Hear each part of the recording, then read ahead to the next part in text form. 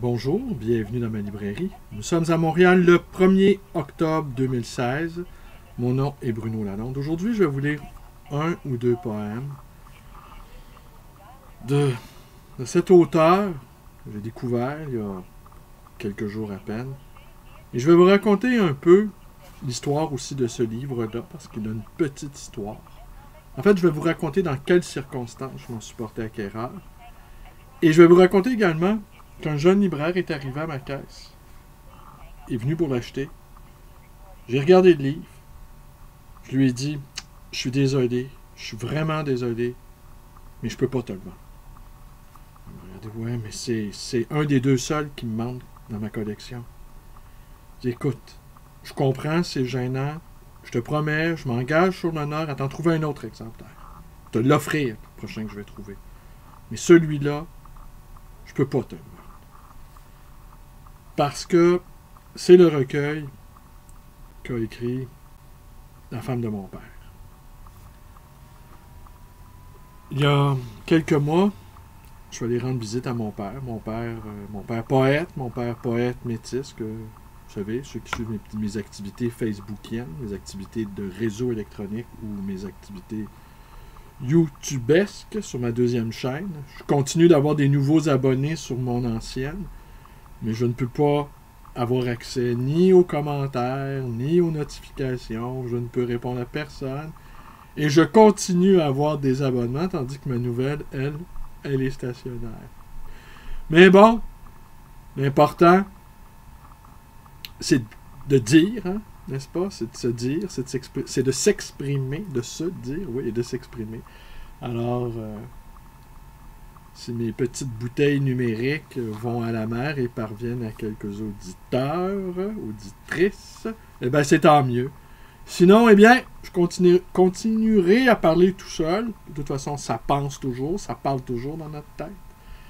Alors donc, je vous racontais que je suis allé chez ce père peintre également. On a pris des photos parce qu'on prépare un livre, là. Le projet va s'accélérer. J'ai plein de projets sur...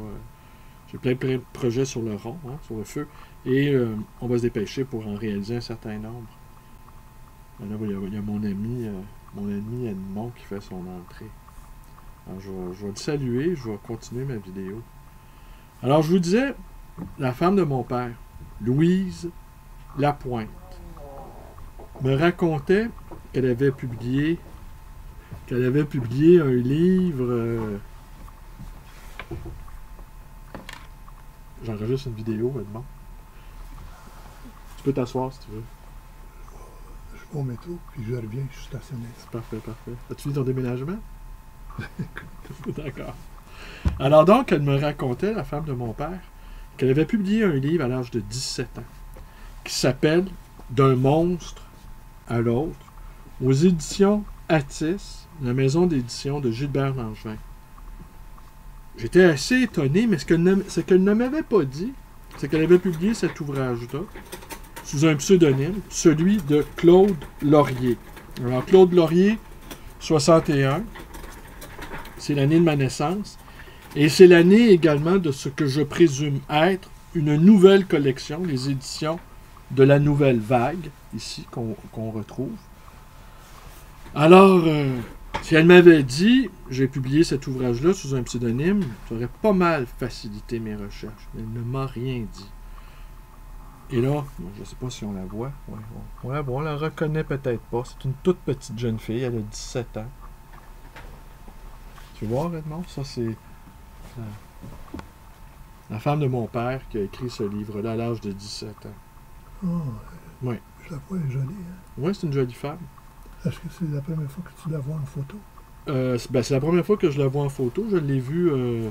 Personnellement? Je l'ai vue au mois de juin. Ah, oui, Et c'est là qu'elle m'a raconté, elle et mon père qui m'ont raconté qu'elle avait écrit un livre de poésie. D'un monstre à l'autre. Bon. Alors, le texte est formidable. C'est étonnant qu'une jeune femme de 17 ans ait pu écrire une telle chose. Il y a dans cette écriture-là de la révolte, de la colère, d'une colère sentie, mais une colère également. On sent monter des profondeurs. Si on aime faire des parallèles, il y a du Huguette Gaulin là-dedans. Il y a du Claude Cahun. De ces écritures féminines encolérées. Rien n'est plus redoutable que le courroux d'une poète en colère. Et Claude Laurier, Louise Lapointe, nous offre une véritable colère bien sentie. L'autre petite caractéristique, cette fois-ci bibliophilique de ce livre, c'est qu'il a appartenu à Jacques Simard. Qui est Jacques Simard? Je me suis porté acquéreur en deux volets de sa bibliothèque. La première fois, j'avais acheté beaucoup de livres, et c'était pendant les révolutions arabes, je mets des guillemets à révolution arabe, de 2011. Et lui, Jacques Simard, a été l'ambassadeur du Canada en Libye, en Tunisie et en Égypte. Et pendant que je faisais le tri de sa bibliothèque, il était décédé, là, Jacques Simard, c'est sa veuve qui m'avait invité à me porter acquéreur de ses livres, eh bien, pendant que je faisais le tri dans sa bibliothèque, une petite pièce tapissée de livres, eh bien, il y avait des photos de lui serrant la main à Moubarak, serrant la main à Ben Ali, et serrant la main à Ben Ali, pendant que sa femme, sur un écran géant, regardait les événements de la place Tahrir. Alors, c'était assez étonnant de se retrouver dans la bibliothèque d'un ambassadeur qui avait travaillé dans des pays sous dictature, et ces dictatures-là en train de tomber les unes après les autres, et sa veuve, paisiblement, qui regarde le tout sur un écran géant, pendant que moi, je procède à l'acquisition de sa bibliothèque. La liquidation. Ben, j'oserais pas dire la liquidation, Edmond, parce que je me vois plus comme un... Je libère des bibliothèques. Je me vois comme un libérateur de bibliothèques. Et c'est sa femme qui procédait à la liquidation. Oui, elle procédait à la liquidation. Et ça, c'est une autre histoire. Oui, oui. Alors, je vais vous lire peut-être un ou deux poèmes. Hécatombe à Pénélope, Dixie, Georges Brassens. Il n'est pire mal qu'un déracinement, avec la lenteur des fruits dans la chaleur, ombre et lumière en grande clarté. Il mûrit sa source, c'est au-dedans. L'étranger passant ne peut sentir ses exhalaisons. Pourriture métallique, avilissement. Il n'est pire mal que le déracinement, mort qui déambule encore, toujours sur les pavés, mouillé d'habitude et de peur à fond de tombeau, griffes de chair putride. Et toi, tu essaies de masquer les déchirures. Maintenant, puante carcasse en lambeaux de sang, continue ton insatiable route, remplissant les creux, foulant les bosselures de l'oc. Continue, seul, avec tes complices intérieurs. 8h PM. Le monstre, d'un monstre à l'autre. Je suis un monstre. Mon ombre projetée, forme sombre sur le galet des hommes, me fait fuir. Le temps me précède, je le vois courir. Comme un colis, les bêtes humaines m'ont catalogué, mesuré, de vie. Ils veulent faire un immonde calcul de la nonne, avec ses 10 grains d'avée, un pater, 10 autres grains, un autre pater, et la ronde se poursuit jusqu'à 5 fois, calcul des intérêts à 80%, calcul du flic sur la durée d'un baiser. L'ombre et la lumière sur une même feuille ne peuvent que se jurer l'un l'autre. Duel, frustration, mal de tête hors du monde, hors de la balle que le ciel se relance. Et nous, dans ce manège, quand nous fabriquons de vie une tragédie, fantoche, qui osons rire et chanter à longueur de fleurs qui naissent, à longueur de fleurs qui ternissent. Parjure, breuvage frelaté, pain noir, eau stagnante, nous ne vivons pas. nous titubons.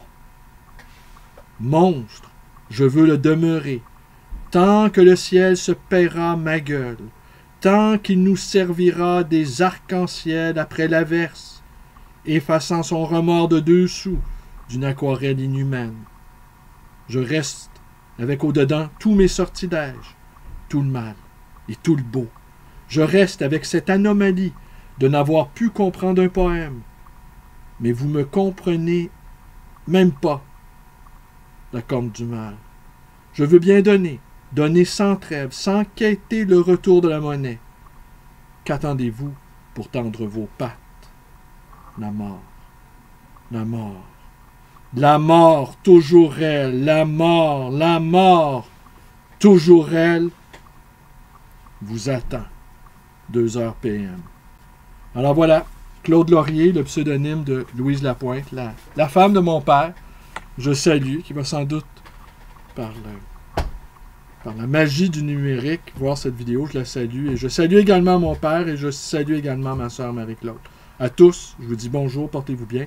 Et à demain. Demain, je vous parle de Una et Salinger de Frédéric Beigbeder. 10 pages inouïes qui m'ont jeté par terre. Vous connaissez la suite, ma librairie d'occasion, le livre voyageur, ma chaîne YouTube et patati patata. Merci, bonne journée.